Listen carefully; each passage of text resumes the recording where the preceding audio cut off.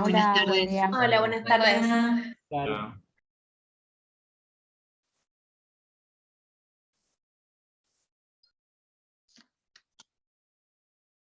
Bueno, ahora les comparto la clase del día de hoy.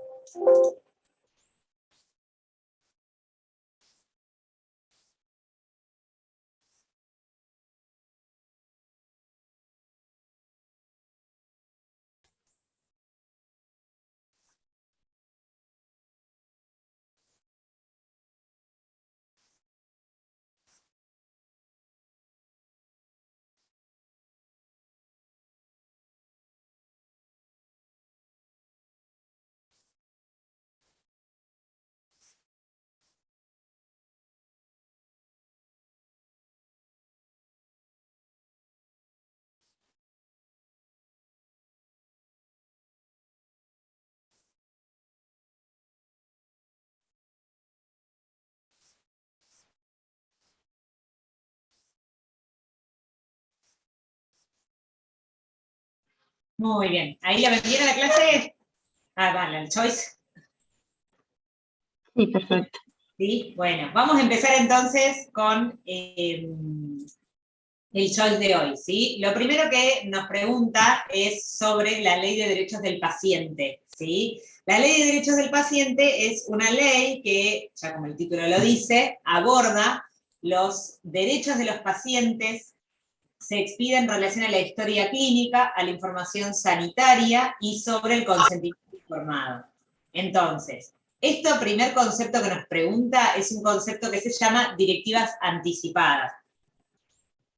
Las directivas anticipadas son aquel derecho que tenemos las personas por el cual podemos anticipadamente a tener un problema de salud dejar directivas en cuanto a qué es lo que queremos que se haga. Por ejemplo, si quedo cuadriplégica, no quiero que me cardioviertan ni que me pongan en asistencia respiratoria mecánica, ¿sí?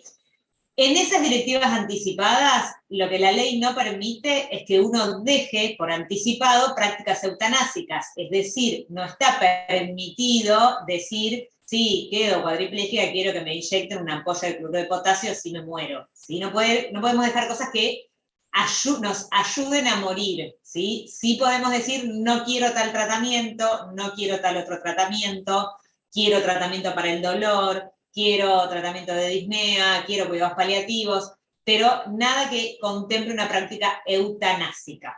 Uno, entonces, A. Pregunta 2. Riesgo cierto e inminente, de acuerdo al decreto reglamentario, ¿sí? 603 del 2013, que es el decreto de la Ley Nacional de Salud Mental. Nosotros en la Argentina, el primer paso, digamos, para la sanción de la normativa, de algún tipo de normativa, es la ley, ¿sí? Una vez que esa ley se sanciona, hay una segunda instancia que es reglamentar esa ley, decir, bueno, la ley dice que se va a internar ante riesgo cierto o inminente. Perfecto. ¿Qué quiere decir riesgo cierto o inminente? Eso se dice en el decreto, ¿sí? Que ustedes lo tienen también en el choice. El riesgo cierto o inminente se define como lo tienen en la opción D, como la contingencia o proximidad de un daño que ya es conocido como verdadero, seguro e indubitable y que amenace o cause perjuicio para la vida o la integridad física de la persona. ¿Por qué los otros están mal? No puede contemplar ese riesgo cierto o inminente cosas que le pasaron a la persona. No, bueno, como una vez hace 10 años intentó suicidar, me parece que ahora tiene riesgo. La evaluación tiene que coincidir con el estado actual de la persona. Y lo que propone, digamos, el riesgo cierto o inminente tiene que ver con un riesgo que esa patología le puede generar, ¿sí? Por eso, cuando dice conductas no condicionadas por un padecimiento mental. Por ejemplo, bueno, si yo cruzo la calle y tengo riesgo de que me cruce un auto, sí, es verdad, si la cruzo mal, más. Y si cruzo mal la 9 de julio, más todavía. Pero eso no está condicionado en principio por un padecimiento mental. Eso, digamos, son cuestiones estadísticas que a cualquier persona le pueden ocurrir. Ese riesgo basal que todos tenemos se tiene que haber visto modificado por el padecimiento mental actual para que sea evaluado como un riesgo cierto o inminente. La correcta entonces es la D. Vamos con la pregunta 3. Llega al servicio de guardia una mujer con sangrado vaginal, se sugiere internarla. La mujer solicita expresamente que no le brinden información a ninguna persona sobre su situación. Nosotros, como profesionales de la salud, accedemos a información de nuestros pacientes y debemos guardar confidencialidad. La confidencialidad es que guardamos la debida reserva de lo que conocemos sobre nuestros pacientes.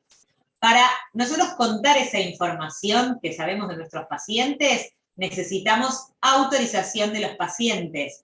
Para poder, viene la pareja, le tenemos que decir, está su marido, quiere que participe en el parte, ¿sí? Debemos tener autorización de la paciente. ¿En qué situación podemos no tener autorización de la paciente para brindar información sanitaria?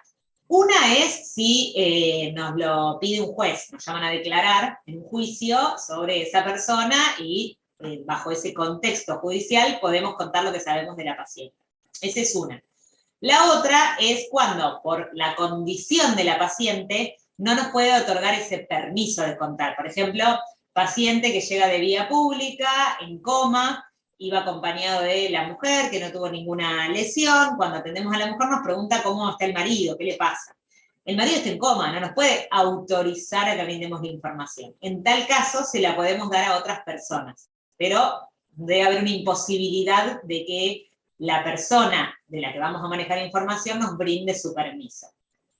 Entonces, en esta mujer que ya nos dijo expresamente que no queríamos que le den la información, nosotros debemos respetar eso que la paciente nos dice. Por lo tanto, la respuesta correcta es la A.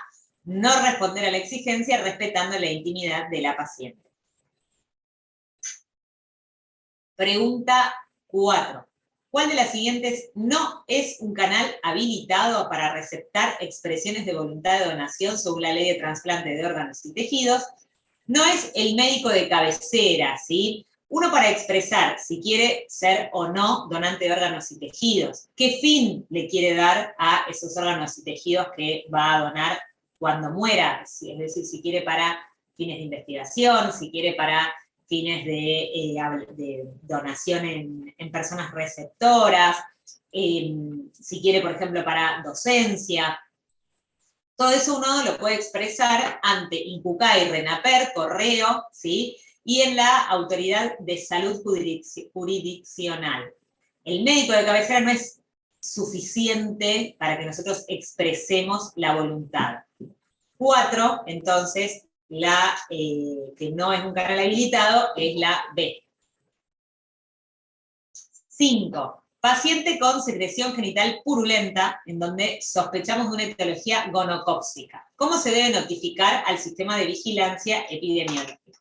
Entonces, aquí vamos a decir dos grandes cosas, ¿sí? Que es lo más importante de ese texto en relación a lo que es la notificación de ITS. Sigo con el mismo teclado horrible de ayer, así que tampoco voy a poner los acentos.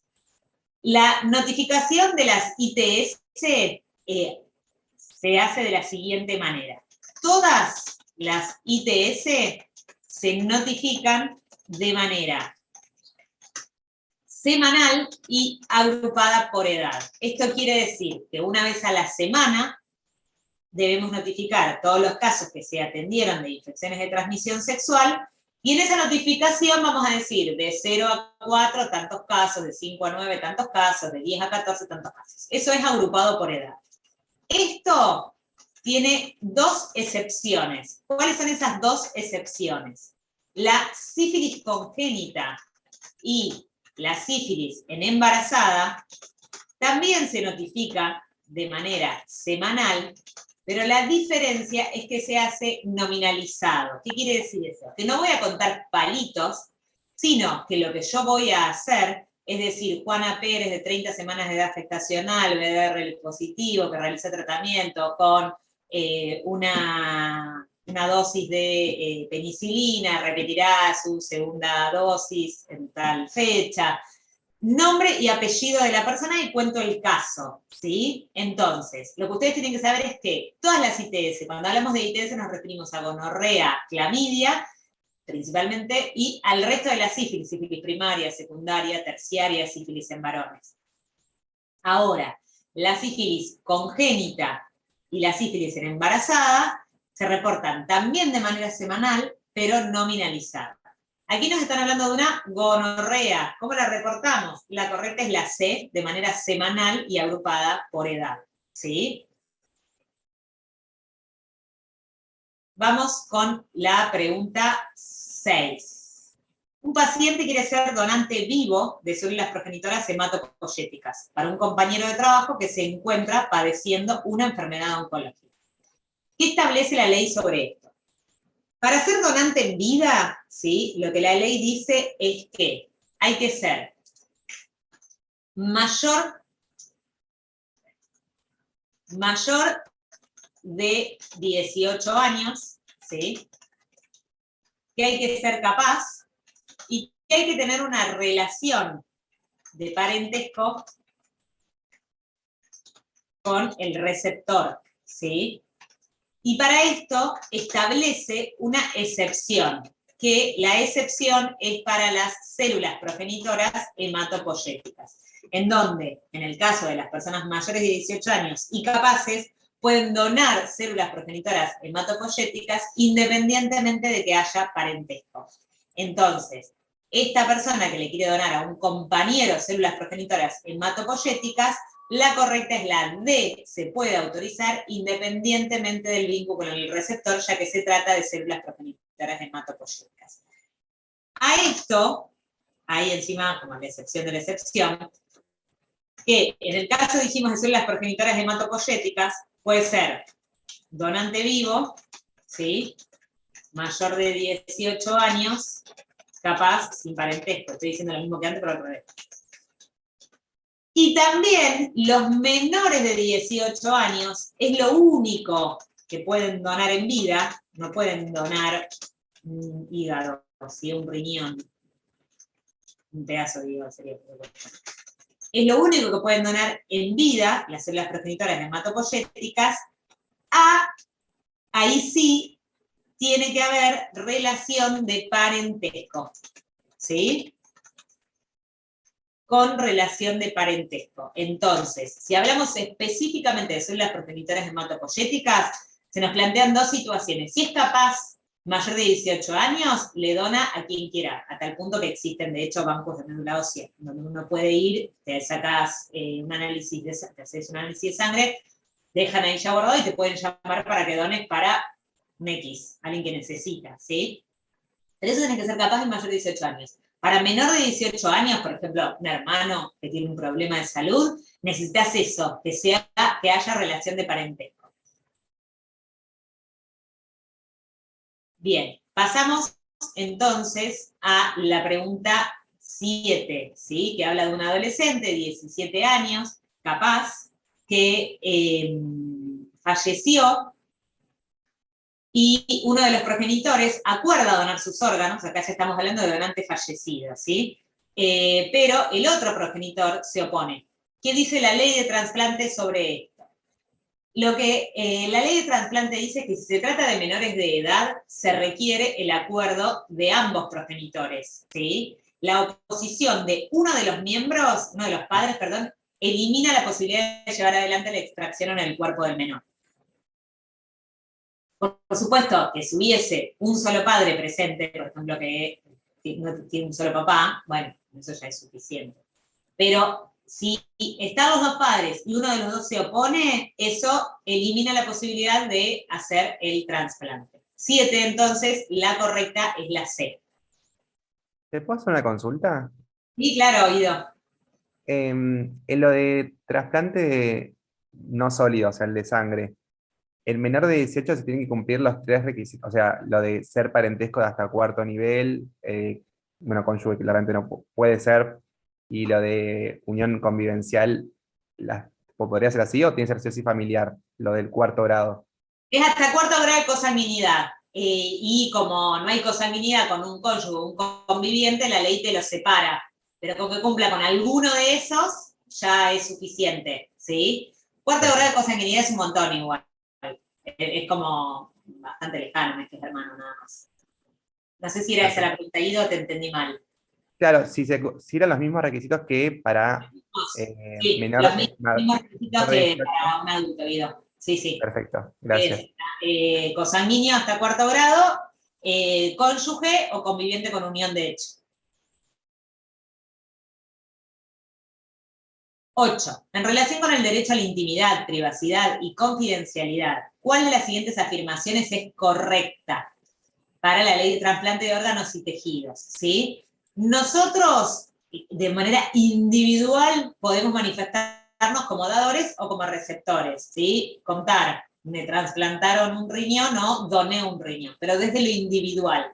No puede, desde ningún punto de vista, la autoridad competente, en este caso sería INCUCAI con el Ministerio de Salud, divulgar una lista de dadores ni divulgar una lista de receptores, ¿sí? Eso está prohibido por la ley. Entonces, en la 8, la correcta es la B.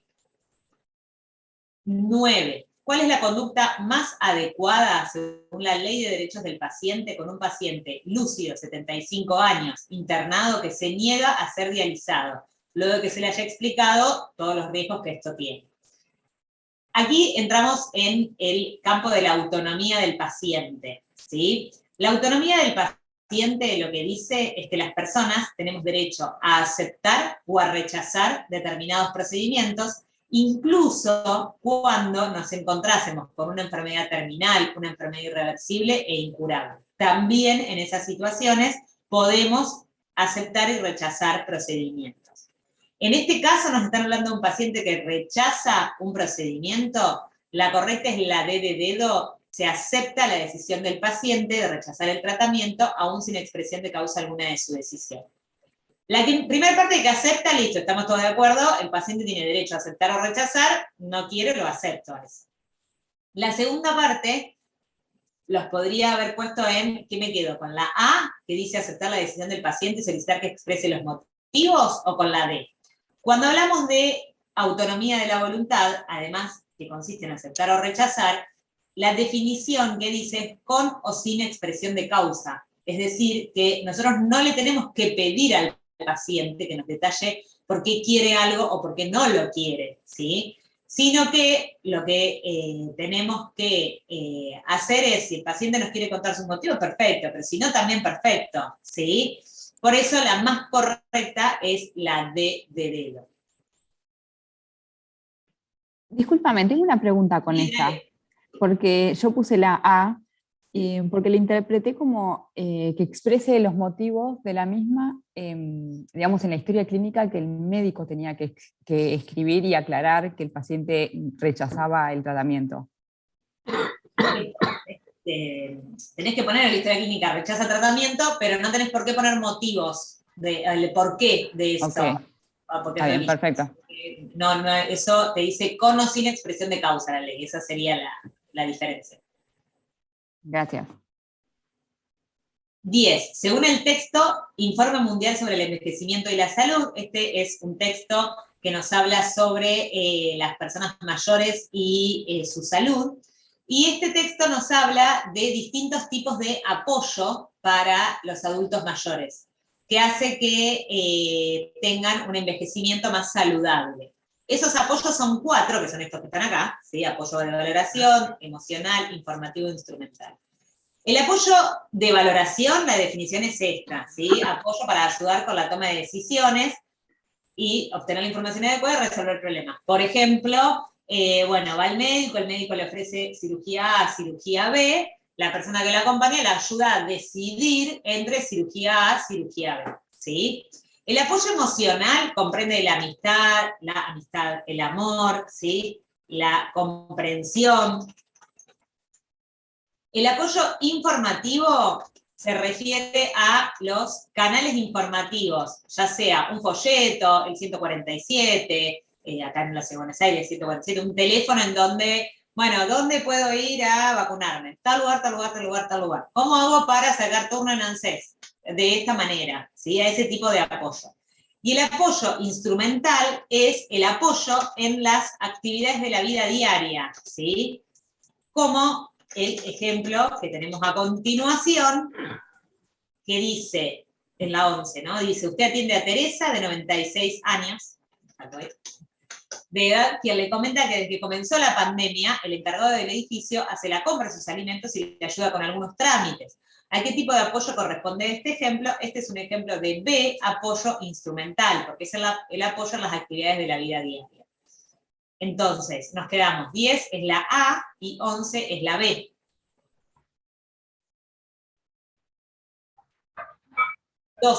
Un médico clínico de un hospital atiende a un señor que solicita que interne a su hijo menor de 18 años en contra de la voluntad del adolescente, dado que tiene graves problemas con drogas ilegales. ¿Cuál de las siguientes medidas es la más adecuada para que el médico clínico que recibe la consulta?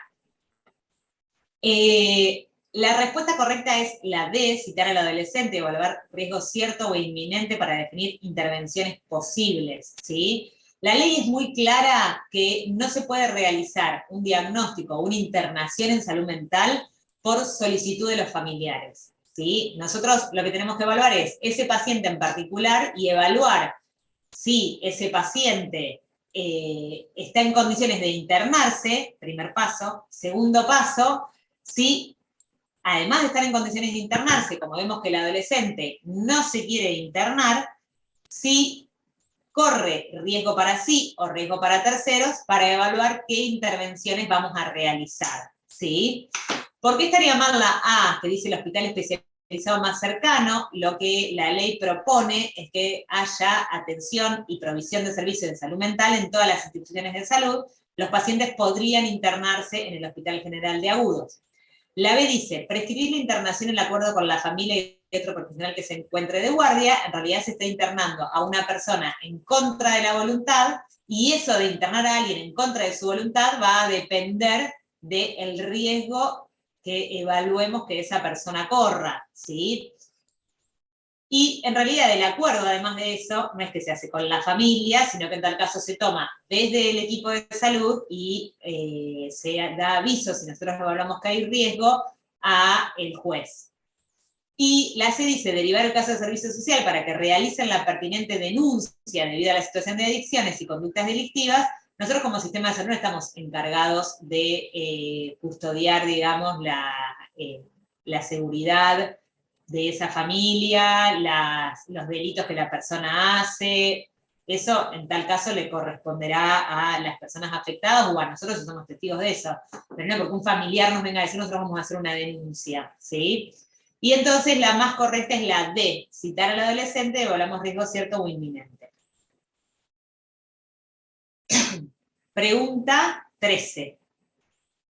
El objetivo de la ley de trasplante de órganos y tejidos es, la respuesta más completa, digamos, es la D de dedo, ¿sí? Vieron que regula todo lo relacionado con obtención y uso de tejidos, órganos y células de origen humano en toda la República Argentina, abarcando todo, investigación, promoción, donación, extracción, distribución, trasplante, seguimiento, ¿sí?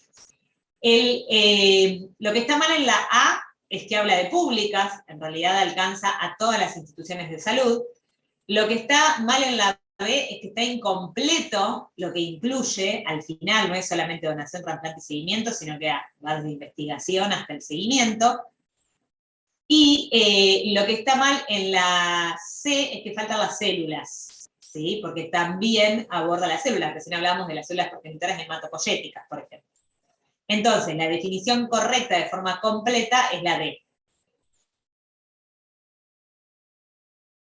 14. ¿Cuál de los siguientes no es un requisito para la disposición de órganos o tejidos a los fines de la donación, que se expresa en el artículo 31?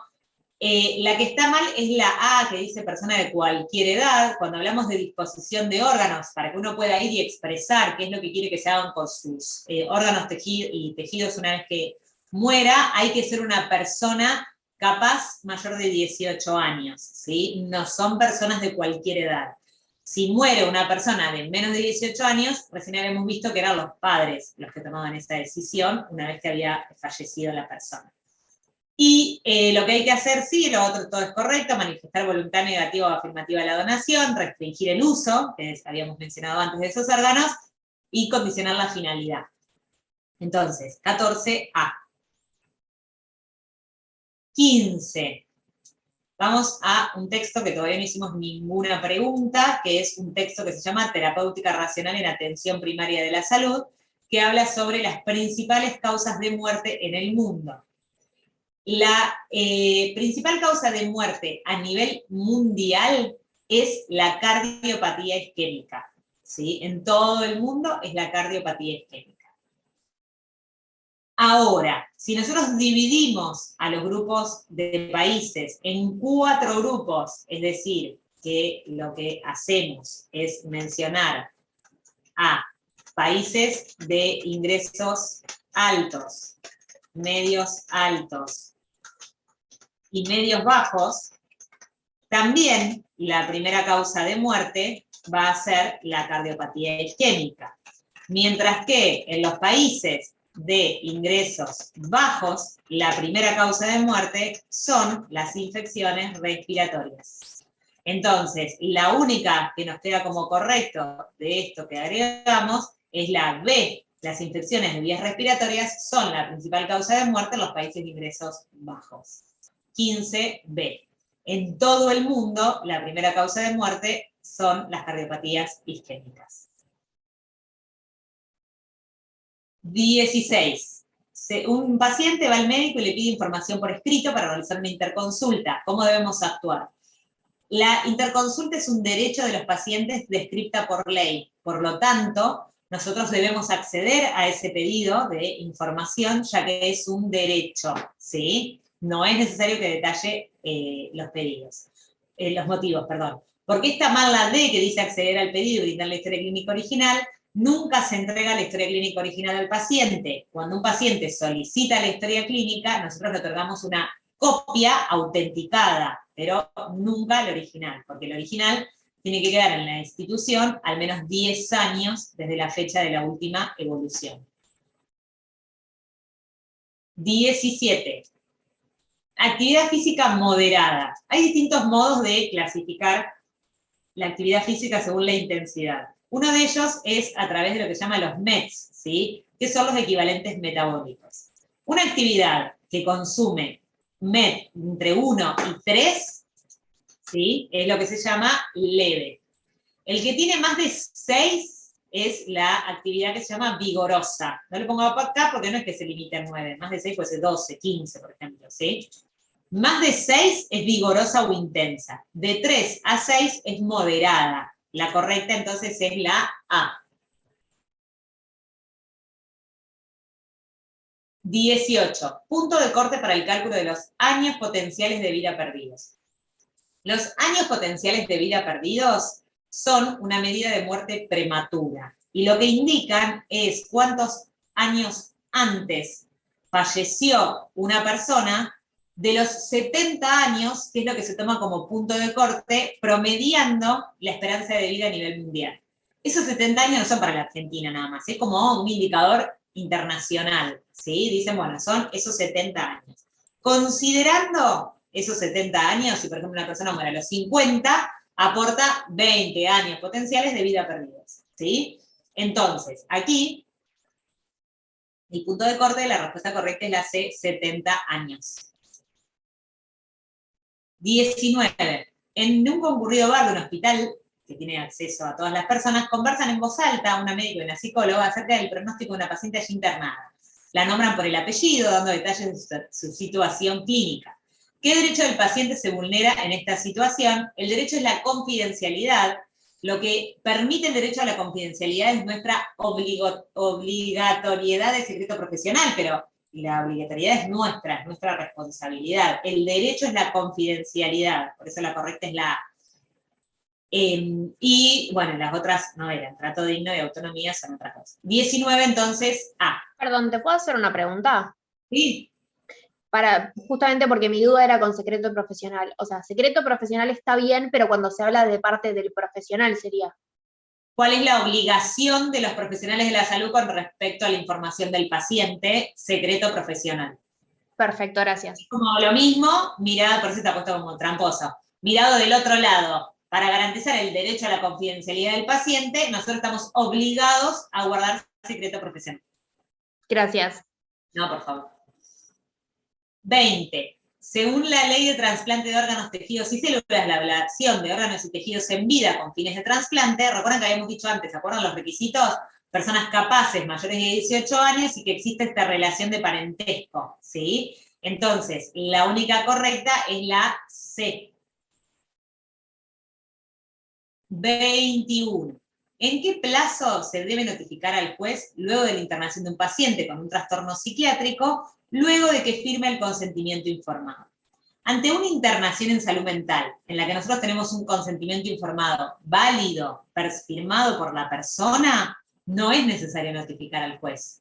Nosotros vamos a notificar al juez cuando no tenemos un consentimiento informado firmado por la persona que se internó. Eso es lo que se llama internación involuntaria, cuando la persona no puede expresar su voluntad de internarse.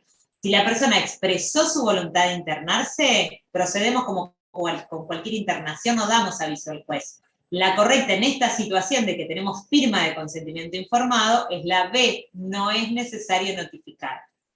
¿Cuándo es necesario notificar? Cuando hay una internación involuntaria. Cuando una internación es involuntaria, cuando no hay firma de consentimiento informado, porque ese consentimiento informado, por ejemplo, no pudo tomarse una persona que está con delirios, con un brote psicótico y que está completamente alcoholizado, por ejemplo. Bueno, ese consentimiento, por nada que yo se lo va a firmar, no va a ser válido. Entonces, en ese caso que no tengo firma de consentimiento informado y lo tengo que internar, evalúo si corre riesgo para sí o para terceros. Decido internarlo porque digo sí corre riesgo para sí o para terceros, ahí, como no tengo consentimiento informado, notifico al juez. ¿En qué plazo notifico al juez? Cuando hay una internación involuntaria dentro de las 10 horas, ¿sí? Acá no notificaba, porque yo tengo consentimiento informado. 21, entonces, B. 22, primera causa de muerte en Argentina, este mismo texto TRAPS, la primera causa son las enfermedades crónicas no transmisibles, ¿sí? Las enfermedades crónicas no transmisibles son las cardiovasculares, respiratorias, algunas enfermedades neurológicas. 22B. 23. ¿Cuál es el tiempo de recomendación semanal, o sea, a la semana, de actividad física vigorosa en los adultos de entre 18 a 65 años? ¿Sí? Lo que la guía dice, que también dice esa TRAPS, es que la recomendación es 150 minutos semanales de actividad física moderada o 75 minutos semanales de actividad física vigorosa. Entonces, aquí la correcta, como nos pregunta sobre la vigorosa, es la A. Si nos pregunta sobre la actividad física moderada, diríamos 150 minutos, ¿sí? Este es el tiempo de recomendación mínimo, que por supuesto se puede extender hasta incluso 300 minutos por semana, estos 150, es más beneficioso. Pero el tiempo mínimo es 75 vigorosa y 150 moderado por semana. 24. ¿Cómo se debe prescribir la actividad física en personas de 5 a 17 años? Entre los 5 y 17 años lo que la guía dice es que hay que prescribir un mínimo de 60 minutos al día de actividad física de intensidad moderada a vigorosa, ¿sí? La correcta entonces es la A. 25. Según la Ley de Salud Mental, ¿cómo se considera a la internación como modalidad de intervención? La Ley Nacional de Salud Mental propone que se debe desarrollar un sistema de atención en salud mental que esté basado principalmente en lo ambulatorio, ¿sí? Y que el sistema de atención en salud mental debe redefinirse hacia que la internación no sea la primer estrategia de intervención, sino que sea un recurso terapéutico de carácter restrictivo, ¿sí? Entonces propone una modalidad de atención ambulatoria con la internación de manera restringida. 25, entonces la correcta es la A. 26. Usted indica un estudio médico medianamente invasivo a una paciente internada. Ella refiere que no se lo quiere realizar. ¿Cuál es su actitud al respecto? Recuerden que nosotros debemos aceptar lo que los pacientes deciden, ya sea tanto de rechazo como que se lo quiere realizar, con o sin expresión de causa, ¿sí? No le tenemos que pedir a la persona que nos detalle los motivos por lo cual toma determinada decisión.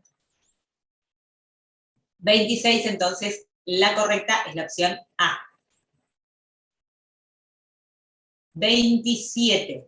¿Cuál de las siguientes afirmaciones es correcta en relación con el consumo de alcohol según el texto TRAPS? Este mismo texto da recomendaciones en relación a la dieta, ¿sí? Habla sobre la composición variada de la dieta, la cantidad de porciones de frutas y verduras que debe tener, de carne, de lácteos, bueno. Y hay una parte en la que menciona que el consumo de alcohol máximo recomendado es de 2 medidas en el hombre y 1 medida en la mujer, ¿sí? ¿Qué es una medida? Una medida es igual a 330 mililitros de cerveza, 140 mililitros de vino, ¿sí? O a una medida de whisky, que en realidad esta es como la que menos se utiliza para medir, porque por ahí el consumo de whisky no es tan común. Lo que se propone es que en esas medidas, ¿sí?, sean 2 como máximo para el hombre por día y 1, por ejemplo, un vaso de cerveza como máximo por día en las mujeres, tiene que ver con el metabolismo hepático, ¿sí? Entonces, 27B. 28. ¿Cómo se mide el esfuerzo al realizar actividad física en los mayores de 65 años? En los mayores de 65 años, en vez de utilizar los equivalentes metabólicos, que los habíamos mencionado antes, ¿se acuerdan? Para definir el ejercicio, menor a 3, de 3 a 6, mayor a 6, en los mayores de 65 años, lo que utilizamos es la dificultad subjetiva del esfuerzo. Es decir, le decimos a la persona que nos diga en una escala de 0 a 10 qué dificultad le genera subir las escaleras, ¿sí? Lo evaluamos subjetivamente para recomendar actividad física. Por eso, la correcta es la B. 29. Varón, 25 años, ingresa al servicio de guardia de un hospital, acompañado por su madre. La mujer pide que su hijo sea internado, dado que lo encontró consumiendo pasta base y no puede cuidarlo. El joven reconoce su problema de consumo, pero no acepta internarse. Este es similar al que vimos antes, ¿sí? Recuerden que no se puede internar por el pedido de un familiar. Debemos evaluar riesgo cierto o inminente y recién ahí vamos a definir las intervenciones posibles. 29D. 30. ¿Cuántas porciones de frutas y verduras son recomendables según el texto TRAPS, que es el que mencionábamos recién? La recomendación es 5 porciones por día de frutas y verduras, ¿sí? En este mismo texto lo que menciona es consumir 8 vasos de agua segura al día, evitar las bebidas alcohólicas al conducir, reducir el consumo de sal, realizar actividad física, todas cosas que ya recontra saben. 31. ¿Cuál es el plazo previsto por la Ley Nacional de Salud Mental para agregar las constancias previstas en el caso de la internación involuntaria? Yo les había comentado que cuando teníamos una internación involuntaria, debíamos notificar al juez dentro de las 10 horas de que la persona se internó, ¿sí? ¿Cómo lo notificamos? Le podemos enviar un fax, un correo, llamar por teléfono, o sea, cualquier medio electrónico está permitido. Ahora bien, después de notificarle al juez, esto que tenemos a Juan Pérez internado, debemos enviarle constancias de esa internación. ¿Qué le tenemos que enviar? un dictamen del equipo tratante diciendo que es necesario internarlo y cuál es el riesgo cierto para sí o para terceros por el cual es involuntario, un informe de todo lo que se hizo antes y la ausencia de otra alternativa eficaz. Esas 3 cosas se las tenemos que mandar al juez dentro de las 48 horas, ¿sí? Entonces, para las constancias 48 horas, para notificar 10 horas. Vamos con la pregunta 32. Esta pregunta es sobre la Ley Nacional de Salud Mental, ¿sí? En esta ley lo que se establece es de qué manera una persona puede ejercer la medicina en nuestro país, ¿sí? Lo que la ley plantea es que podemos ejercer la medicina quienes tengamos un título nacional habilitante, ¿sí? O los que tengan un título del extranjero, pero hayan revalidado ese título en la Argentina, los que tengan un título del extranjero, pero su país tenga un convenio con Argentina de que ese título es válido, los que sean del extranjero, pero los hayan invitado para asuntos de su exclusiva especialidad durante un plazo definido, ¿sí? Para, por ejemplo, no sé, tenemos ahora una pandemia de viruela, entonces viene Don Viruela, que es africano, y nos va a enseñar a todos cómo hacer el tratamiento, cómo diagnosticar, cómo tratar, qué hacer en la internación. Lo invitamos para eso puntual, va a venir 3 meses a trabajar, por supuesto no le vamos a decir que haga la reválida del título, es ridículo. Lo invitamos durante ese tiempo acotado y puede trabajar en esa tarea para la que fue invitado durante ese tiempo acotado, ¿sí? Y ejercer la medicina acá. Y el quinto punto, porque se puede ejercer la medicina en la Argentina, son los profesionales que tienen título del extranjero y son contratados para actividades de docencia, asesoramiento, no pudiendo ejercer por fuera de ese lugar en el que realiza la beca. Es decir, por ejemplo, viene a hacer una beca de formación en urología al Hospital Italiano. Bueno, puede en el contexto de esa beca trabajar, pero no puede trabajar por fuera de esa institución, no puede hacer guardia, no puede andar en ambulancia, nada que sea por fuera de esa beca formativa, ¿sí? Entonces, de todo esto que yo dije, la única que es correcta es la C. Los profesionales que estuvieran de tránsito y fueran requeridos en consulta sobre asuntos de exclusiva especialidad.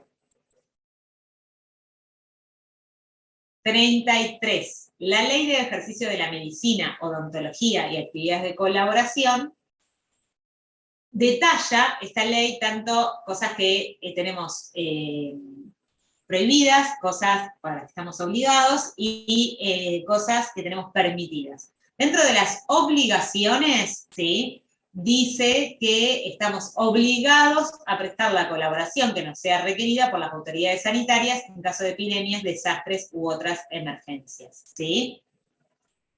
Lo que está mal en la C, por supuesto que estamos obligados a asistir a los enfermos, pero no es hasta que nos sea posible, ¿sí?, sino hasta que otra persona nos haya reemplazado. No es que, ay, disculpame, tengo un cumpleaños, no te puedo seguir atendiendo, sino no podemos, porque se va a considerar abandono de persona eso. Debemos atender hasta tanto no sea más necesario o otro profesional nos reemplace. Entonces, en la 33 la correcta es la B. 34. ¿Cuál es la modalidad de abordaje propuesta por la Ley Nacional de Salud Mental? Recuerden que recién yo les decía, ambulatorio, fuera del ámbito de internación, y a cargo de un equipo interdisciplinario. La correcta es la B.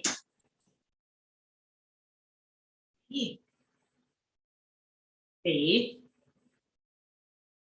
La A, lo que le falta es que no podemos ser propietarios de establecimientos que elaboren medicamentos y ejercer la asistencia, ejercer la medicina. O sea, uno como médico está como incompleta. Uno como médico puede ser propietario de un establecimiento, no es que el título no te lo permite. Lo que no podés hacer es ser propietario y ejercer. ¿Se entiende? 35. Conforme con la Ley de Derechos del Paciente, ¿en cuál de los siguientes principios se sustenta el consentimiento informado? hablamos bastante de lo que era la autonomía, ¿sí? ¿Se acuerdan que era el derecho de aceptar o rechazar determinados tratamientos? Para eso, llevarlo a la práctica, se requiere de la expresión de la voluntad del paciente que se realiza a través del proceso de consentimiento informado. El consentimiento informado se sustenta en el principio de autonomía. 35b. 36. Principal causa de muerte en los países de ingresos bajos. ¿Se acuerdan que dijimos? Para todos los países era cardiopatía isquémica, excepto para los países de ingresos bajos, que era B, infecciones respiratorias. 37. Nos pregunta sobre la Ley de Derechos del Paciente y cuándo estamos eximidos como profesionales de requerir consentimiento informado. Nosotros, por la ley, estamos obligados a tomar consentimiento informado ante todas las prácticas, ¿sí? Cualquier cosa que hagamos requiere un consentimiento informado previo. Ahora, hay dos situaciones que la ley reconoce en la cual estamos exceptuados de tomar ese consentimiento informado. ¿Cuáles son? Una es la que está en la A, cuando mediare grave peligro para la salud pública. Por ejemplo, un atentado con miles de víctimas, ¿sí? Entonces, si yo dedico tiempo a tomar consentimiento informado, podría atender menos pacientes si estamos en una emergencia para la salud pública. Entonces, se prioriza la salud de mayor cantidad de personas por sobre el derecho individual del consentimiento. La otra situación es cuando hubiese una situación de emergencia o grave estado del paciente con riesgo de vida, ¿sí? Y el paciente no pudiera dar el consentimiento por sí mismo. Ejemplo. Viene una persona, ¿sí? Que está tuvo un accidente de tránsito y tenemos que operar de urgencia, ¿sí? Si el paciente no está en condiciones de darme consentimiento informado y yo no opero, el paciente se muere. Tengo un paciente, Glasgow, 8 en 15, 7 en 15, 5 en 15, el paciente no me puede brindar consentimiento informado. Entonces, ¿qué hago? Bueno, puedo proceder igual porque si no el paciente se muere, aunque no tenga su permiso. Fíjense que lo importante aquí es que haya emergencia o grave estado del paciente y que no lo pueda dar por sí mismo, ¿sí? Si me describen un paciente que viene con síntomas de un infarto, dolor precordial, se acerca a la guardia refiriendo que hace 2 horas comenzó con el dolor. Usted le explica que debe realizar estudios, que lo va a internar en la unidad coronaria y que luego de realizarle el estudio correspondiente, decidirá si hay que operarlo o no. ¿Cómo debemos realizar el consentimiento informado? ¿Es una emergencia? Sí, es una emergencia. Lo voy a internar, de hecho, en una unidad coronaria. Ahora, ¿puedo tomar el consentimiento de esa persona? Sí puedo, porque le estoy contando, de hecho, a la persona, mirá, te voy a hacer tal cosa, porque resulta que bla, bla, bla. Entonces, no estoy exceptuado, porque si bien hay emergencia, el paciente lo puede dar por sí mismo, ¿sí? ¿Por qué están mal las otras? Que sea menor de edad no quita que tomemos consentimiento informado, que el equipo tratante tenga certeza de la necesariedad, o sea, de que necesite el tratamiento, no es condición suficiente, porque el paciente puede, a pesar de que esa necesidad exista, rechazar la práctica, y cuando la internación no sea invasiva o no revista gran riesgo para el paciente, no, el consentimiento informado se toma siempre, ¿sí? Entonces, en la 37 la única que es correcta es la A. Bien, paso entonces a la 38. Dice, según la Ley de Derechos del Paciente, ¿en cuál de las siguientes situaciones el consentimiento informado podrá ser solo verbal? ¿Sí? Entonces, yo recién dije, el consentimiento informado, dice la ley, se toma siempre ante todas las prácticas de salud. La diferencia está que en algunas situaciones lo vamos a hacer solamente verbal y en algunas otras situaciones lo vamos a dejar por escrito, ¿sí? Entonces, Cuando el paciente se vaya, te los anoto acá abajo, cuando es por escrito sí o sí. Cuando se trate de una internación, cuando se trate de un procedimiento riesgoso, cuando se trate de un procedimiento invasivo, cuando internación, procedimiento riesgoso, cirugía, y cuando el paciente revoque algo que le estamos indicando, ¿sí? Entonces, internación, procedimiento riesgoso, procedimiento invasivo, cirugía y revocación. ¿Qué es la revocación? La revocación es cuando un paciente, por ejemplo, nos dijo, sí, voy a hacer el tratamiento que usted me indicó, bueno, lo veo en 15 días para el control, sí, doctor, o viene a los 15 días y dice, no, el tratamiento que usted me indicó no lo voy a hacer. No, estuve leyendo los prospectos, yo no quiero tomar eso, prefiero morir antes que tomar un remedio para la presión arterial. Bueno, ya está, si yo lo que morir, no voy a hacer nada. Ese paciente que le habíamos indicado verbalmente un tratamiento, ahora me dice, no quiero hacer ese tratamiento, ¿sí? Entonces, yo voy a tener que dejar eso por escrito. Paciente que viene a la consulta, niega el tratamiento ofrecido y lo hago firmar, porque hay un cambio de opinión en lo que el paciente manifestó. Esa es la revocación, cuando un paciente se arrepiente de algo, cambia de idea. Todo eso va todo por escrito. De estas opciones, la única que sería entonces verbal es la indicación de tratamiento antibiótico por vía oral, porque no entra dentro de estas 5 situaciones que describimos, ¿sí? 38, entonces, C. Pregunta 39. Cuando el paciente está imposibilitado de comprender la información a causa de su estado de salud físico o mental, a quien debemos brindar la información sanitaria sobre ese paciente, recuerden que yo dije, bueno, hay situaciones en las que el paciente puede no estar en condiciones de autorizarnos que demos información sobre él. En tal caso, lo que podemos hacer es brindar información al representante legal, conviviente, familiares hasta el 4º grado de consanguinidad. Familiares de este 4º grado de consanguinidad es un poco lo que decíamos antes. Es un familiar que ni siquiera es tan cercano. Lo importante con esto es sí que tiene que haber algún tipo de vinculación, ¿sí? Puede ser incluso hasta un conviviente, pero en realidad lo que no puede ocurrir, bueno, tengo internado un famoso, y como el famoso está en coma, viene la tele y yo le cuento todo lo que tiene, si él no me puede autorizar. Tengo que guardar cierta reserva en relación a lo que al paciente le ocurre, pero puedo brindar esa información a todas estas personas, ¿sí?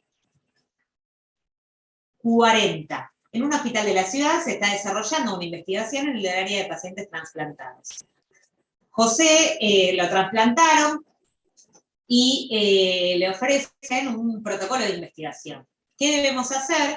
La correcta es la B, se debe solicitar consentimiento previo y fehaciente para ser parte de la investigación. Tengan presente que también es válido, es necesaria, digamos, la obligatoriedad de solicitar consentimiento informado ante las investigaciones, ¿sí? Entonces, 40B. 41. La carga de enfermedad, dice esta pregunta, es causada principalmente por... La respuesta correcta es la B, enfermedades cardiovasculares y neoplasias. Y ahora la pregunta es, ¿qué es la carga de enfermedad? ¿Sí? La carga de enfermedad es la suma de los años con discapacidad que tiene una persona por determinada enfermedad con los años potenciales de vida perdidos, que se acuerdan que lo definimos antes, eso que establece como el punto de corte de los 70 años. Una enfermedad puede causar muerte prematura o puede causar morbilidad con discapacidad, ¿sí? La manera de evaluar la carga que esa enfermedad genera, tanto en términos de morbilidad como en términos de mortalidad, se llama carga de enfermedad. Las principales razones que generan carga de enfermedad son las enfermedades cardiovasculares y las neoplasias. 41B. Vamos con la pregunta 42. Mabel tiene 80 años, está en internación domiciliaria. La prima, que en múltiples ocasiones se ocupa de ella, va al hospital para solicitar la historia clínica y va con orden del médico tratante y autorización de Mabel. ¿Sí? Entonces la pregunta es, ¿se le puede dar la historia clínica o no? La historia clínica se le puede dar, siempre copia, ¿no? Al paciente, al representante legal, al médico tratante, profesional de la salud tratante, con autorización del paciente, y se le puede dar a herederos forzosos, cónyuge, unión de hecho, por explico, ¿eh? También con autorización del paciente, ¿sí? Entonces, el paciente obviamente puede ir a pedir su propia historia clínica. El representante legal, por ejemplo, los padres, también pueden ir a pedir la historia clínica.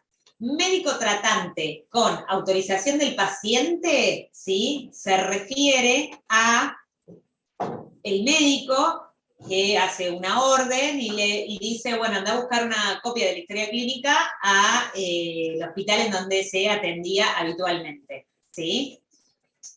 Para eso se necesita una nota también en donde el paciente autoriza a que se vaya a retirar su historia clínica.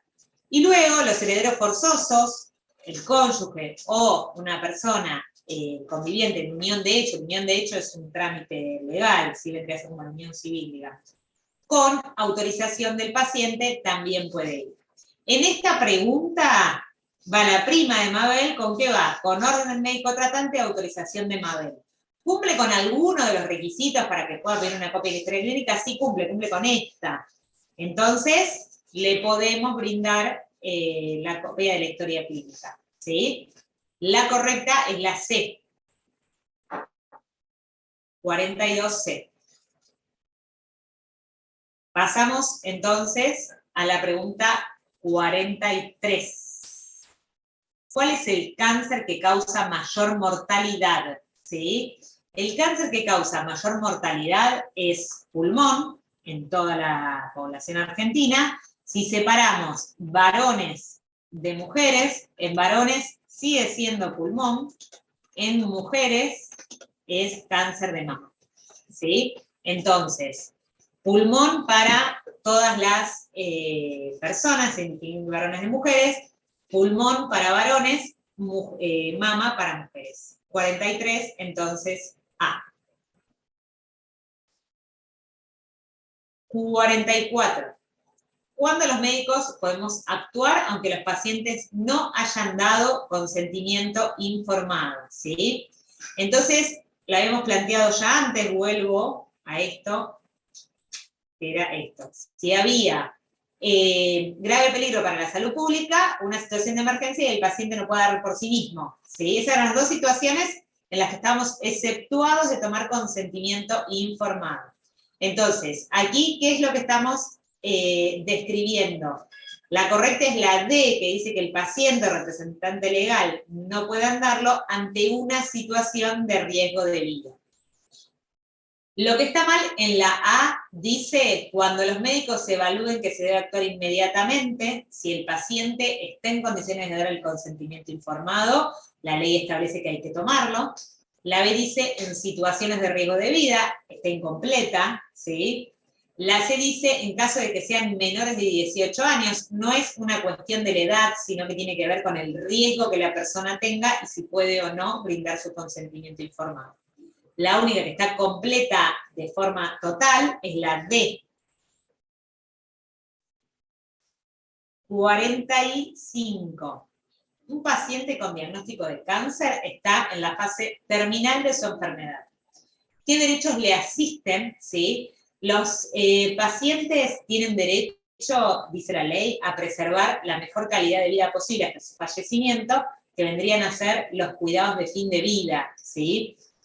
Esto, por supuesto que también es válido, aunque el paciente rechace algunos tratamientos, ¿sí? Si, por ejemplo, el paciente rechaza medidas de reanimación artificial, no por eso pierde el derecho a los cuidados paliativos, ¿sí? Son como dos vías diferentes. Tiene derecho a conservar la mejor calidad de vida posible. 45C. 46. Según la Ley de Derechos del Paciente, la historia clínica tiene que tener dos características, ¿sí? Tiene que ser integral y única. Integral es que debe contener toda la información del paciente. Laboratorios, consentimientos informados, hojas quirúrgicas. Eso es integral. Y única es que debe haber una sola en toda la institución. Es decir, no podría haber una en clínica, otra en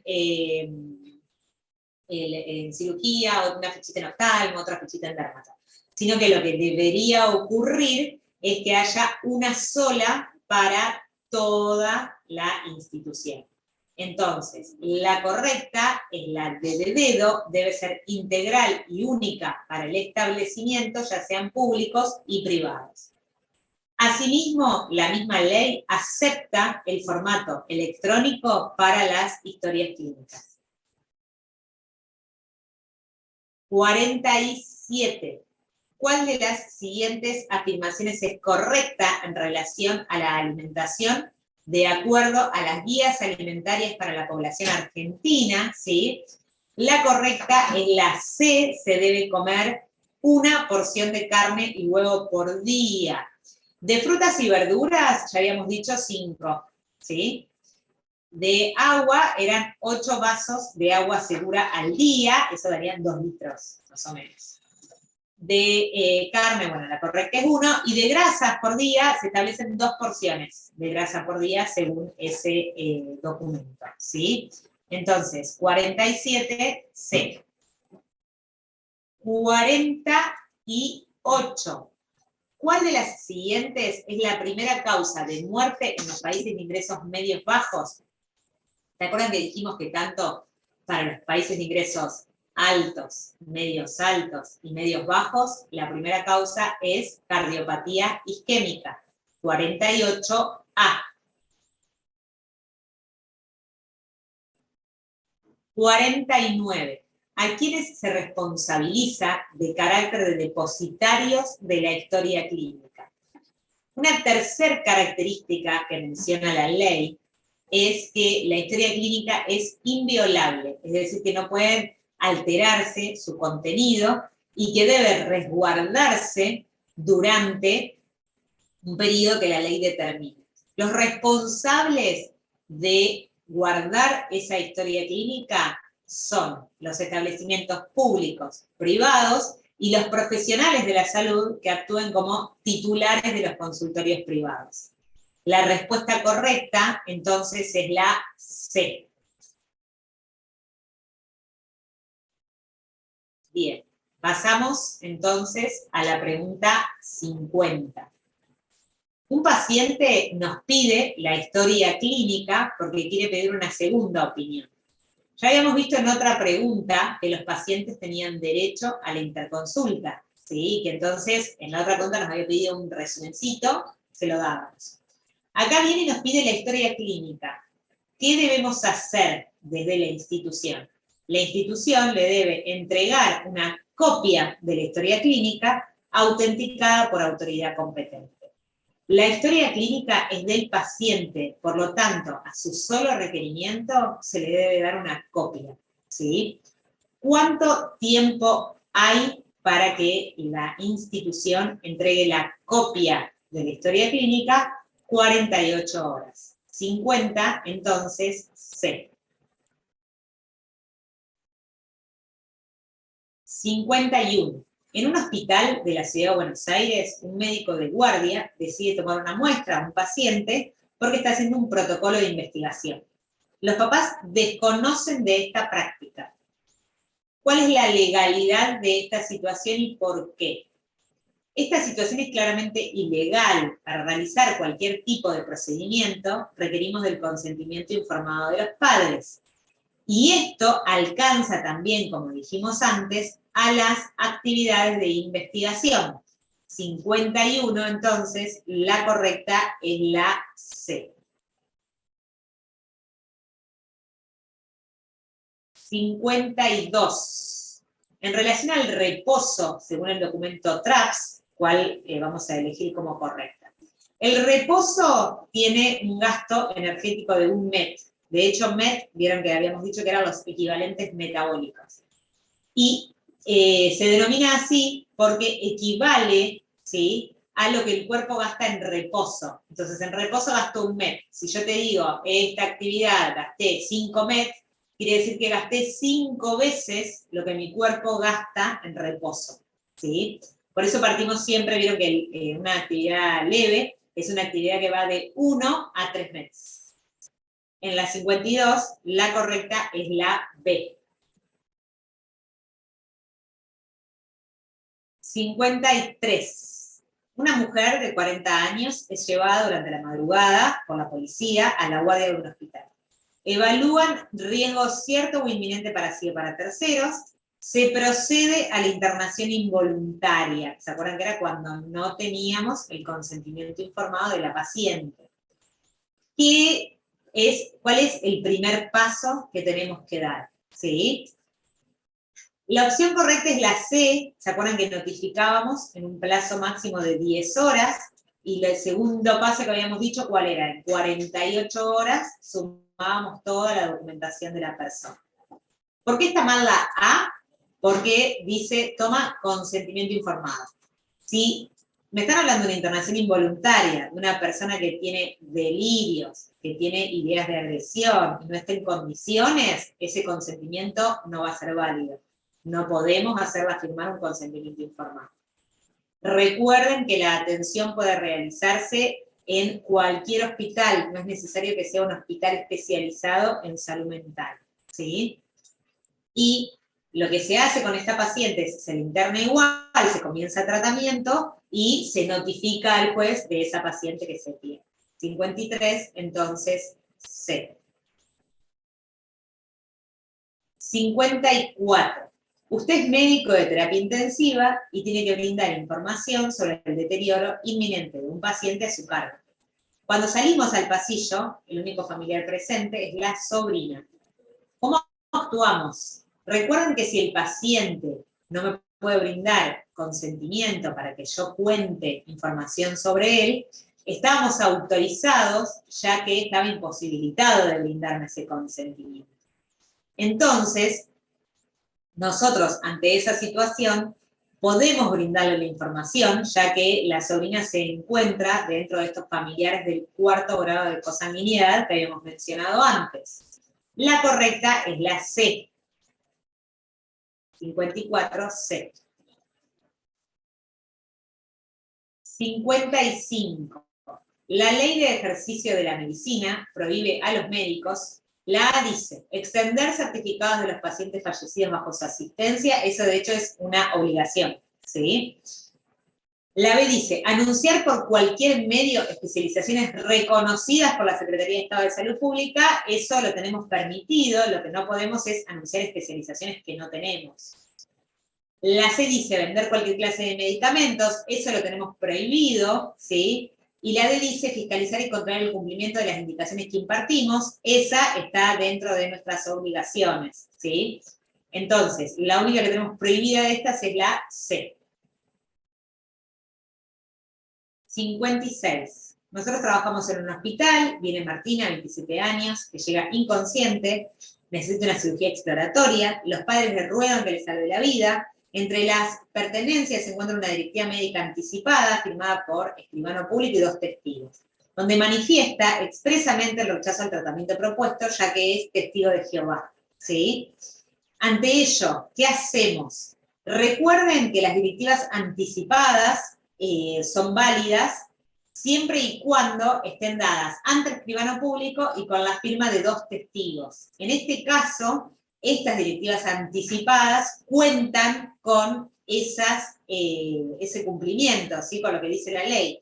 Entonces, debemos respetar esas directivas anticipadas, aunque la familia no esté de acuerdo, ¿sí? Se debe siempre respetar lo que dice la directiva anticipada. 56, entonces, B.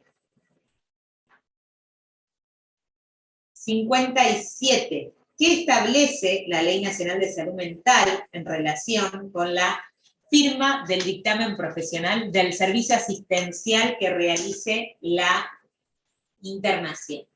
Vieron que en salud mental, cuando uno realiza una intervención de internación, tiene que firmar el equipo de salud. Y eso está representado, según la ley, por la firma de al menos 2 profesionales de diferentes disciplinas. Estos 2 profesionales no tienen que tener relación de parentesco, amistad o vínculo, y uno de los 2 tiene que ser un psicólogo o un médico psiquiatra. El que cumple con estos de las respuestas es la D de dedo, ¿sí? Firma de 2 profesionales, sin relación, uno psicólogo o psiquiatra. 57D. 58. ¿Cuál de los siguientes procedimientos no requiere de consentimiento informado por escrito según la Ley de Derechos del Paciente? Dijimos que por escrito iban internaciones, cirugías, procedimientos invasivos, procedimientos riesgosos y revocaciones. Es decir, apendicectomía, está con contraste, es un procedimiento riesgoso, internación en hospital de día es una internación, esos van todos con consentimiento por escrito. La única que no va por escrito es la B, participación en un taller de cuidados de la diabetes. 58B. 59. Un paciente está participando en una investigación, firma consentimiento y luego se quiere ir del estudio. ¿Cuál es correcta en relación a esto? La correcta es la A, tiene derecho a abandonar el estudio. Esto es lo que llamamos antes revocación, que el paciente aceptó algo y ahora se arrepintió de eso, ya no quiere hacer más eso. En tal caso, cuando abandona el estudio, vamos a hacer que lo firme también por escrito a ese abandono, que no está más de acuerdo con continuar con el estudio, ¿sí? 59, entonces, A. 60. La sífilis en embarazadas se notifica de manera, ¿se acuerdan que habíamos dicho 2 cosas? Todas las ITS se notifican de manera semanal y agrupada por edad, excepto 2 circunstancias, sífilis en embarazada y sífilis congénita, que se notifican de manera semanal, pero nominalizada individualmente. Entonces, la correcta es la A, 60A, semanal individual. Pregunta 61. ¿Cuál de las siguientes actividades debe ser realizada por un profesional que ejerce la medicina según la ley de ejercicio de la medicina? Es decir, acá lo que me está hablando es de una obligación de los médicos, ¿sí?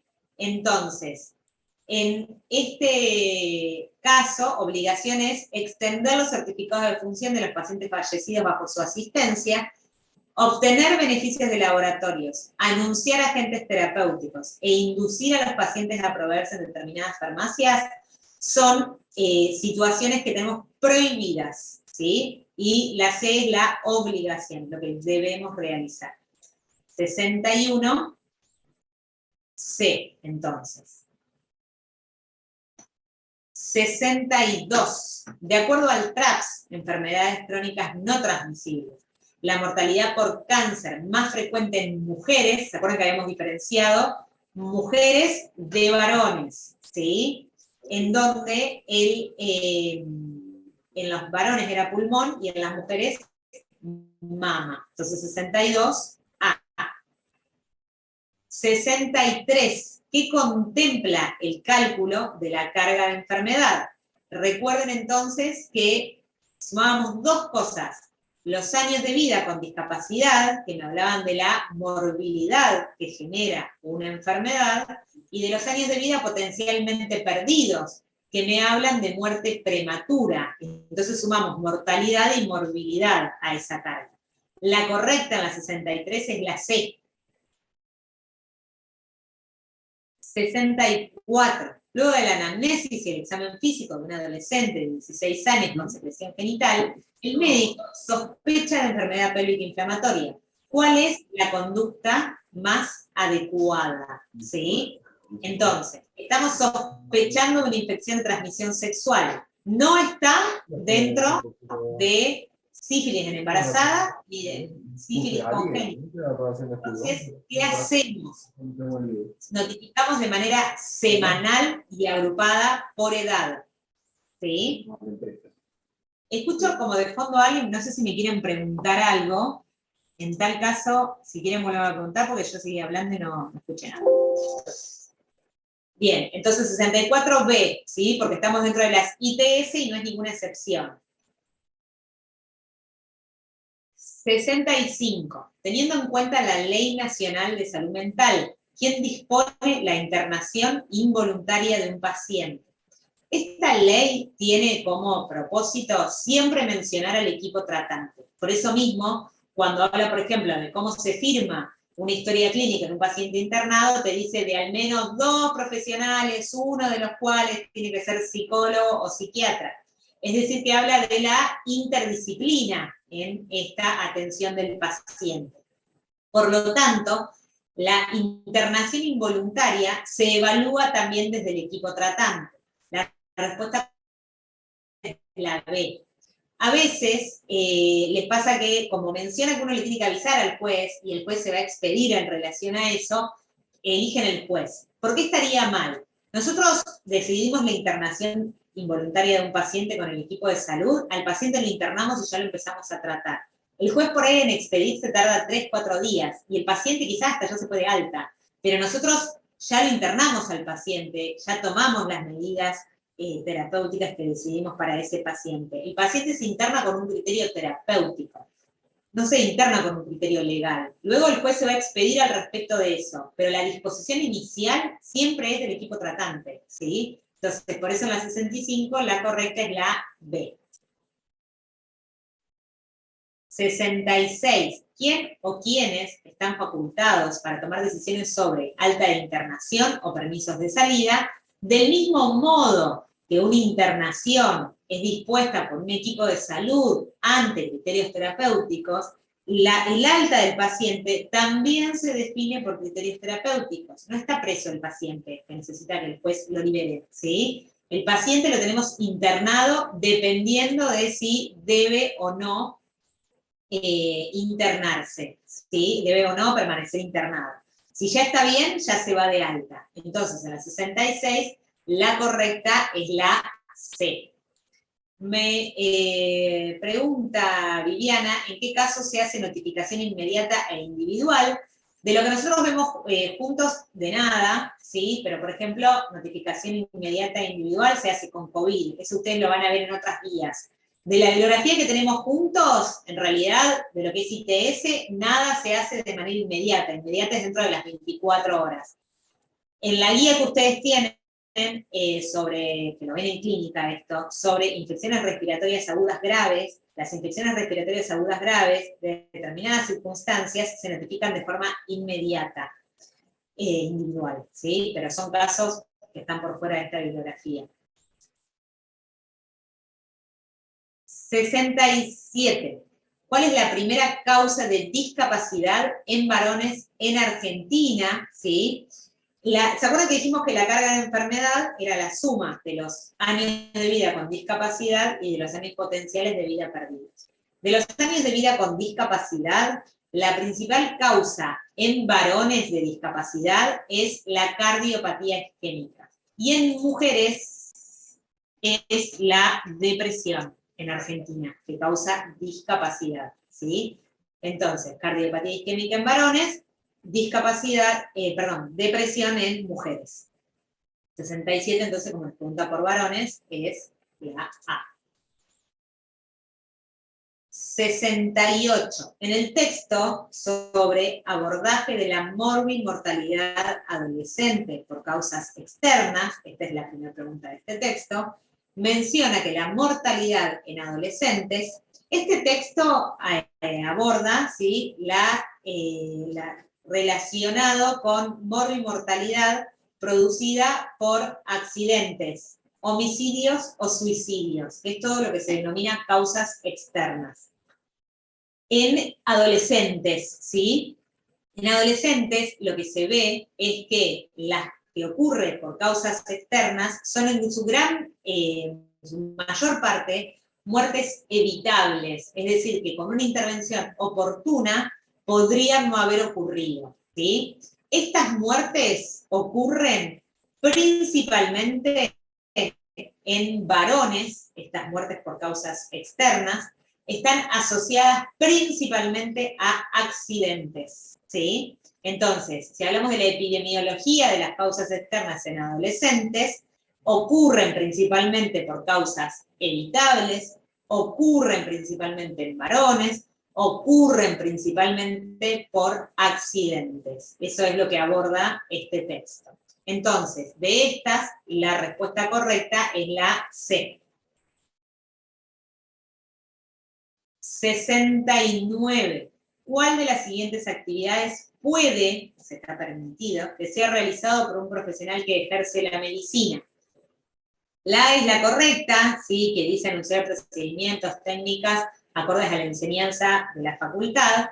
La B, la C y la D son todas actividades que tenemos prohibidas: practicar tratamientos personales, aplicar agentes terapéuticos inocuos diciendo que son efectivos, asociarse con farmacéuticos e instalar nuestro consultorio en la farmacia.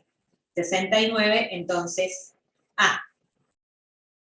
Vamos con la pregunta 70.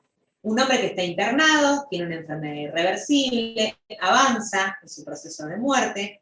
El hombre está lúcido, comprende su situación, rechaza la hidratación y la alimentación por sonda. ¿Qué debería hacer el equipo tratante? La respuesta correcta es la B, retiramos la sonda. Recuerden que la autonomía habla sobre la posibilidad de aceptar o rechazar tratamientos, y que estos tratamientos incluyen la hidratación oral, parenteral, enteral, la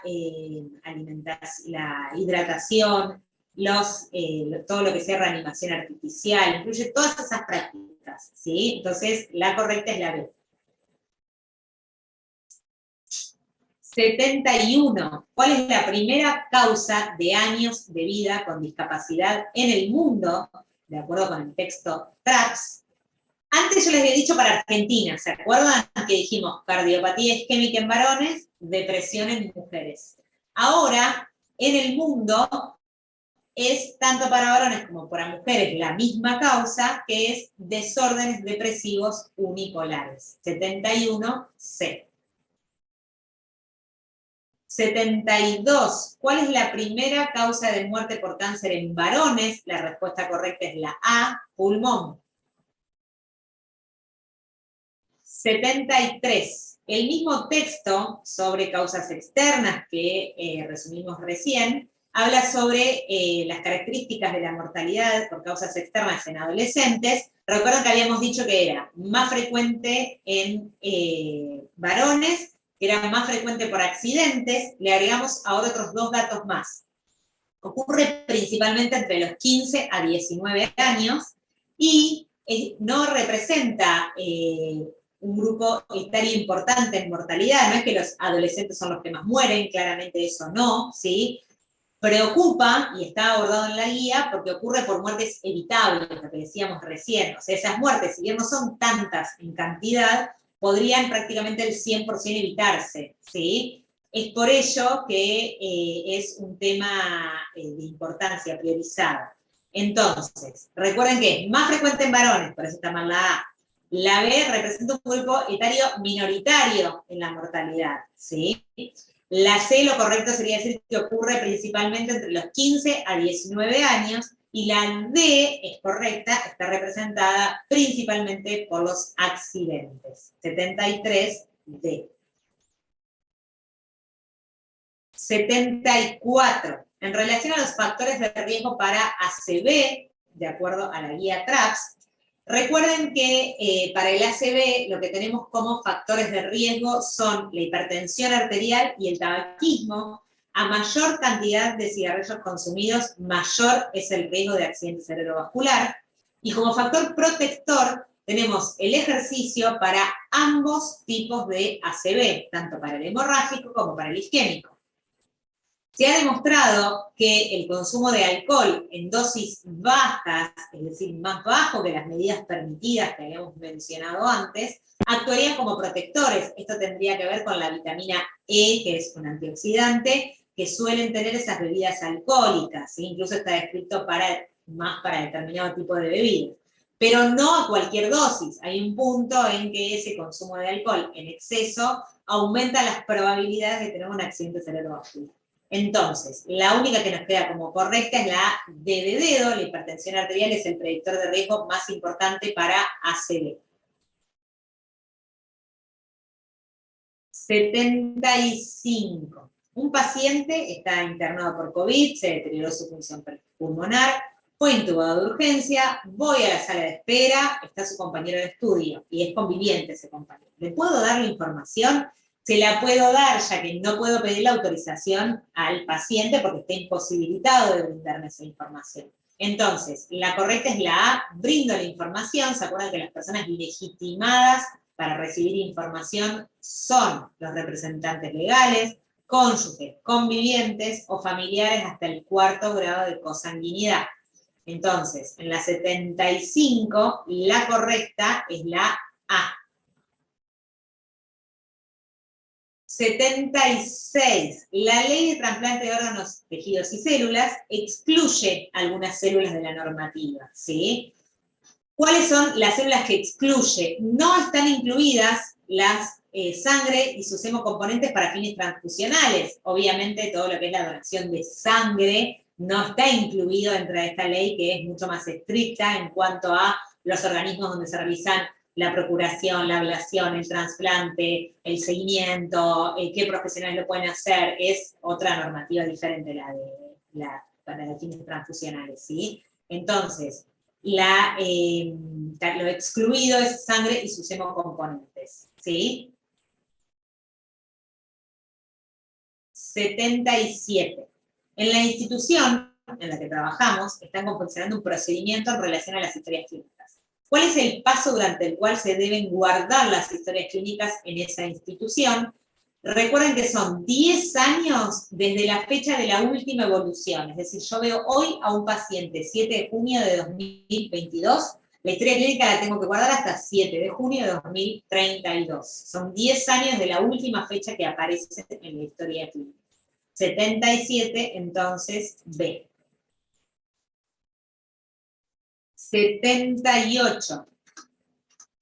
¿Cuál es la conducta más adecuada luego de proceder a la internación involuntaria de una mujer de 30 años que tiene discapacidad intelectual y que presenta pensamientos delirantes? Recuerden que ¿qué hacíamos? Notificábamos al juez y al órgano de revisión en un plazo máximo de 10 horas. Acá no me importa toda la descripción. Me dice que es una internación involuntaria. Listo, primer paso, notifico al juez dentro de 10 horas. Segundo paso, envío toda la documentación necesaria dentro de las 48 horas. 79. Mujer embarazada, consulta porque tiene una lesión genital.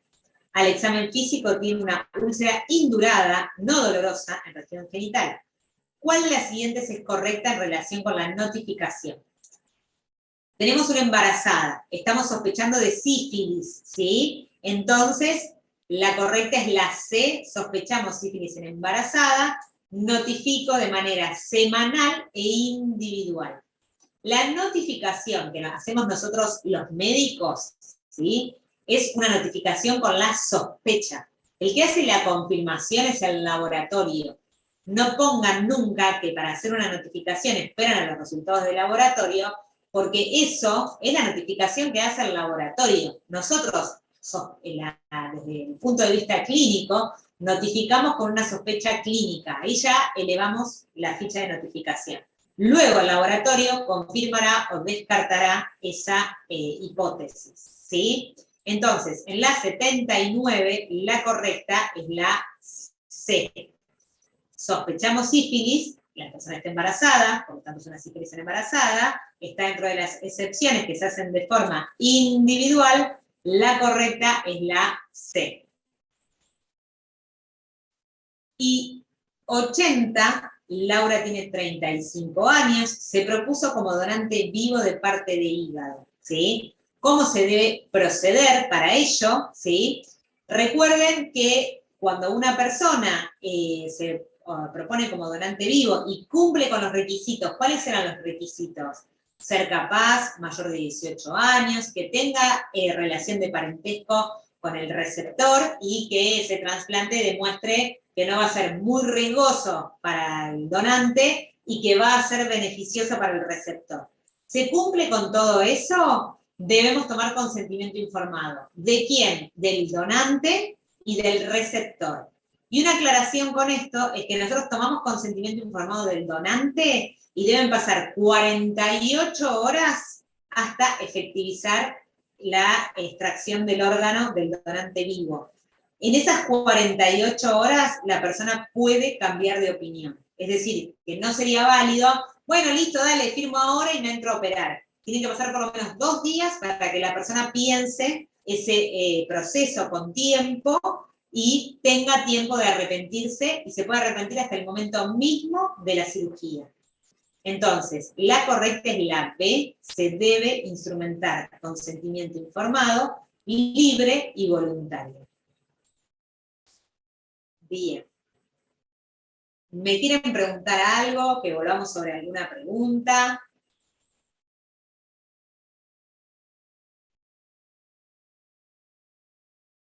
Mañana,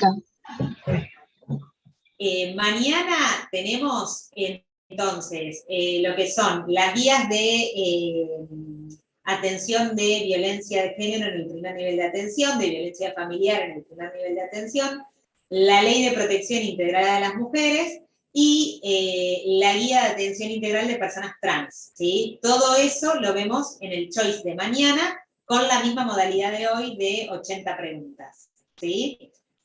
Mañana la tienen conmigo también a la clase, cualquier cosa, si después ustedes repasando algo y eso, tienen alguna duda, ya sea de hoy o de ayer, me pueden enviar o un correo con el mail que les dije ayer, o lo vemos mañana en la clase, ¿sí? De la pregunta que quieran, aunque sea otro día, ¿sí? ¿Te puedo hacer una consulta? Claro, Lucía. Que me quedé pensando. Esto que decías vos de las 48 horas, o sea, solo se aplica para donantes vivos. Sí, nada más para donante vivo, nada Perfecto. más. Porque como el Porque donante... justo en el artículo no lo aclaraba. Sí, porque en realidad hay como un capítulo arriba que habla solamente de esa partecita de donantes vivos. Luego más abajo tenés disposición de órganos con donante cadavérico. ¿Sí? Perfecto. Gracias. Y Ernesto pregunta, ¿el jueves y viernes no hay choice? Lo que hay el jueves y viernes es, vamos a tener una primera parte teórica, en donde vamos a ver los textos que se agregaron este año en la bibliografía, ¿sí? Y luego de esa parte teórica tienen 25 preguntas de choice para responder, ¿sí? Lo ideal es que ese choice lo traigan hecho desde antes que vengan, así ya cuando finalizamos el teórico, ahí ya lo corregimos y ustedes ya conocen de las preguntas que estamos hablando, ¿sí? Esas 2 clases en realidad es diferente al resto del curso que ustedes van a seguir teniendo para que tengan la posibilidad de tener las mismas clases de actualizaciones que tienen los chicos que hicieron el curso largo. Sobre todo por esto que yo les comentaba al principio, que las actualizaciones son súper importantes, porque como son textos nuevos puede haber preguntas, y es por ahí donde hacen la diferencia en relación a otras personas. Bueno, entonces los veo mañana, chicos, que terminen bien el día. Perfecto, muchas gracias.